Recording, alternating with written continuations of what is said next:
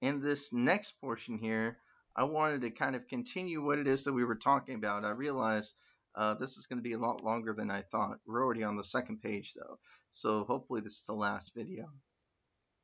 So you want to avoid using words such as we, us, you, them, their, our, etc. when the reader is not certain who this applies to. If you must use a pronoun, abide by the rules. Use third person, which is he, she, it. The authors of the articles, the people who are important in history, such as William Lynch, Anne Frank. These are people that you can use as your sort of people that you want to talk about, right? Again, you want to always refer to borders rather than the people who create them. So always keep in mind that we stands for you and I. So who does you and I refer to? I, the reader, and then you, the author? What about everyone else in society? Us? What if I don't side with you? What if I don't agree with you? You. Well, don't you understand the answer? This is good for a hook challenge, but in your essay, you don't want to challenge your reader too much to the point where they just don't want to listen, right? And again, our would be a little bit weird considering the fact that I might not agree with you. So watch out for that.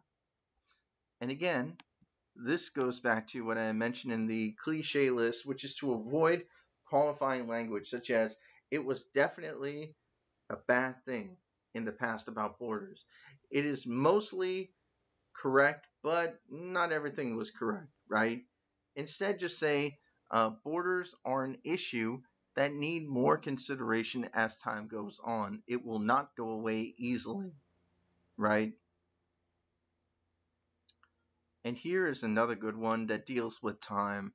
A lot of students have a tendency to want to say, well, in the present day or currently, we have issues in our society, right? Again, the we refers to you and I. Well, what about everyone else, right? We have issues today in society. Well, today, what if I was reading this 20 years from now? Is that today? Not really, right? So there's something to think about when doing that.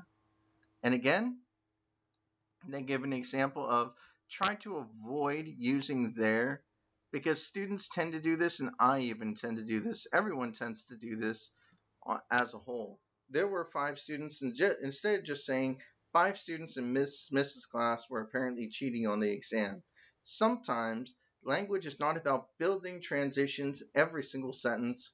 What it is that you put straight down your ideas. And in this case, they're saying avoid using there were. Just say 5 students in. And that's all you need to do, right? And this might take revision, right? You're going to have to go back to your essay and see if you can do this, right? It's not going to fit at every sentence or time, but the majority of the time it will, right? So always try to be specific as possible. And this is a big one. I saw this a lot in essay 1.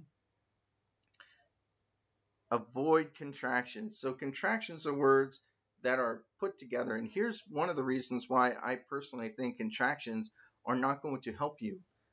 Most people get the word two, and two wrong, right? Two, and two. Wait, that's not the right one. It's two. And then there's another one that's like that. And students often get it wrong. Oh, that's what it was. It's. It's, and it's. IT apostrophe S and then ITS with no apostrophe. How do you know which one is the correct one? The easiest way to do that is to not have the contraction in the first place. IT apostrophe S actually spells out it is. Therefore, you would never make that error if you spelled it out, which is one of the reasons why, personally for me, contractions are so important to avoid, because sometimes students they don't know when they're making a grammatical error because the contraction makes it sound correct though grammatically it may not be correct if they spelled it out. So try to avoid contractions at all costs. As you all know, or most of you know, I took 2 points off. So as many of you know, that's something that you want to avoid altogether. Okay. And I think that's about it.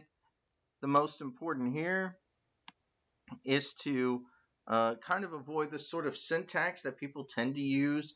And this is mainly a result of you weren't you need to revise your sort of sentences, right? Because sometimes when you write the first thing that comes to your head, you'll say the cherry tree was chopped down by George Washington, when actually what you're trying to say is George Washington chopped down the cherry tree. Oh, okay, I get it now. So what you want to do is you want to put the subject first. This is a part of where you can choose subject versus object first. A lot of students make grammatical errors because they do this. They start with the object, the cherry tree, but who chopped it? Oh yeah, George Washington. But it makes more logical sense in terms of the English language to say who chopped down the tree. Oh, Washington. Got it. Okay. And that's about it. Most of you are not being wordy, so good on you. And if you have any questions about academic voice, please come to me or talk to Susie, talk to people in the Writing Center, and we will help you be as academically voiced as possible. Thank you.